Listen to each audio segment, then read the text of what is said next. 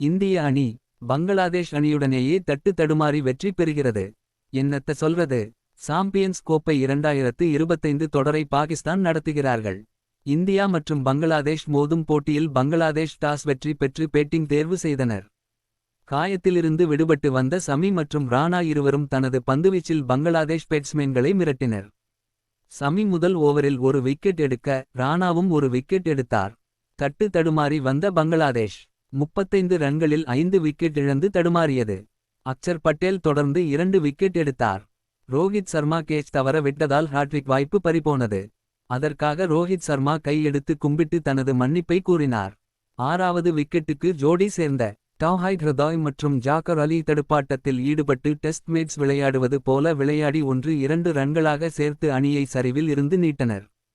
இருவரும் சேர்ந்து 150 ரன்கள் மேலாக பார்ட்னர்ஷிப் அமைத்தனர். ஜாக்கர் அலி 114 பந்துகளில் 68 ரன்களடித்து அவுட் ஆனார். மறுமுனையில் சிறப்பாக ஆடிவந்த டௌஹைட் ஹிருதாய் 118 பந்துகளில் 100 ரன்கள் எடுத்து ஆட்டமிழந்தார். 150 ரன்கள் 6வது விக்கெட் ஜோடி அதுவும் பங்களாதேஷ் ஐ அடிக்கவிட்டதை ஏற்றுக்கொள்ளவே முடியவில்லை. 49.4 ஓவர்களில் அனைத்து விக்கெட்களையும் இழந்து 228 ரன்கள் எடுத்தனர். இந்திய அணியின் பந்துவீச்சை பொறுத்த வரையில் மொஹம்மத் ஷாமி 5 விக்கெட்கள் எடுத்தார்.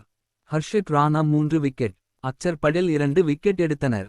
எளிதான இலக்கு ஆனால் இரண்டாவது பேட்டிங் துபாய் மைதானத்தில் இந்த கால சூழ்நிலையில் சவால் ஆனது என்று சொன்னார்கள்.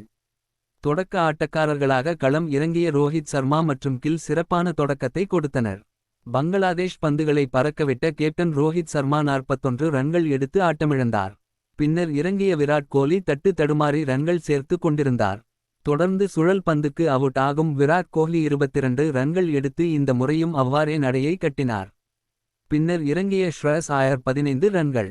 அக்சர் பட்டேல் 8 ரன்களில் ஆட்டம் இழந்தது பீதியை ஏற்படுத்தியது. ராகுல் 41 ரன்களுடனும் சுப்மன் கில் 129 பந்துகளில் 101 ரன்கள் எடுத்து கடைசி வரை களத்தில் நின்று வெற்றியை பெற்றுக் கொடுத்தனர். 46.3 ஓவர்களில் 231 ரன்கள் எடுத்தனர்.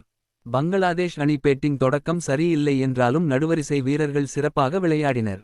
பந்து வீச்சிலும் பில்டிங் சிறப்பாக இருந்தது. வருத்தத்திற்கு உரிய செய்தி என்னவென்றால் இந்திய அணி பங்களாதேஷ் அணியுடனேயே தட்டு தடுமாறி வெற்றி பெற்று இருக்கிறது. மற்ற போட்டிகளில் என்ன நடக்கப் போகிறது என்ற பயத்தை உண்டாக்கி இருக்கிறது.